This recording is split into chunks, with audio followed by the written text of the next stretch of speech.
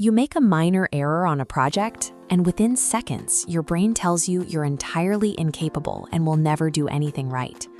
Cognitive behavioral therapy, or CBT, is built on a specific mechanical sequence. An external event doesn't directly cause our emotions.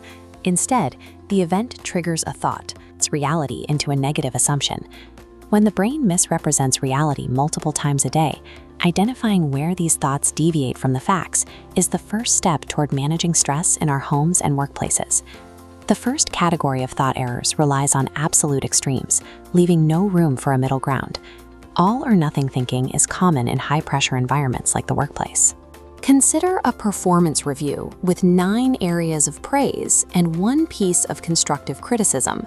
An all-or-nothing thinker ignores the successes and uses that single critique to define the entire evaluation as a total failure. This logic is driven by a mental filter. Your brain actively scrubs away all evidence of your competence, focusing exclusively on the one negative detail until you are blind to your actual progress. This pattern often spreads into overgeneralization. A student who fails one job interview might conclude they are fundamentally unlovable or doomed to be single forever, turning a single disappointing event into an unending pattern of defeat. Look at this scenario.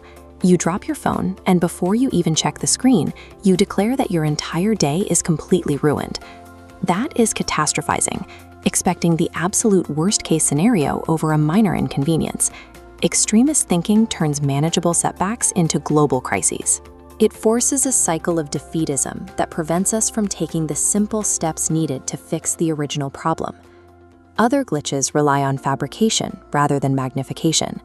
The fortune tellers focus on predicting social rejection without any factual evidence. When you see a read receipt with no reply, the factual event is just a delay. But through mind reading, your brain invents a reason. They're ignoring me because they hate me. Assuming you know what others are thinking leads to defensive or passive-aggressive behavior. A balanced thought relies on the facts. The person is likely just busy and will reply when they can. Similarly, fortune-telling involves predicting that an upcoming event will be a disaster. You might decide an interview will go poorly and stop preparing, essentially ensuring the negative outcome you predicted. These predictions act as a logical defense mechanisms. By trying to protect ourselves from potential rejection, we ironically create the exact social isolation we were trying to avoid. The ego traps examine how we internalize external events, particularly within a household. Personalization is the habit of taking excessive blame for things outside your control. If a child receives a bad grade, a parent might assume they are entirely at fault. They conclude they are a terrible parent, taking full responsibility for an outcome that was not theirs to control. Correcting this requires separating those responsibilities.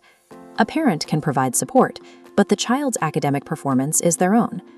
Restoring these boundaries removes the weight of toxic guilt. We also see should statements in relationships. When someone believes their partner should intuitively know they are stressed, they are placing unrealistic pressure on others to read their minds, which inevitably leads to resentment. These traps are often fueled by emotional reasoning. It is the belief that because you feel anxious or overwhelmed, the situation must objectively be a disaster. It mistakes an internal feeling for a proven fact. Imagine a wife finding a misplaced towel and immediately calling her husband an irresponsible idiot.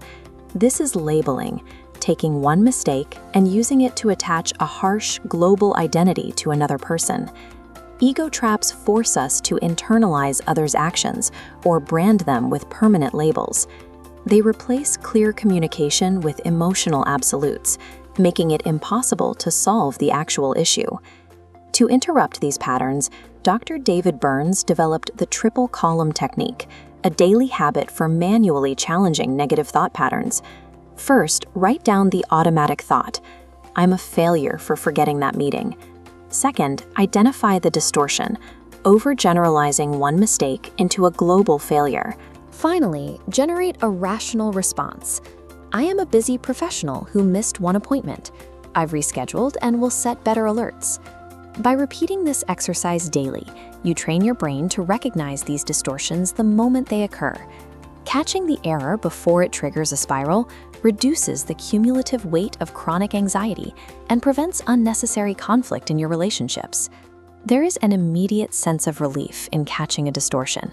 By choosing a balanced thought instead of spiraling, you regain control over your emotional state.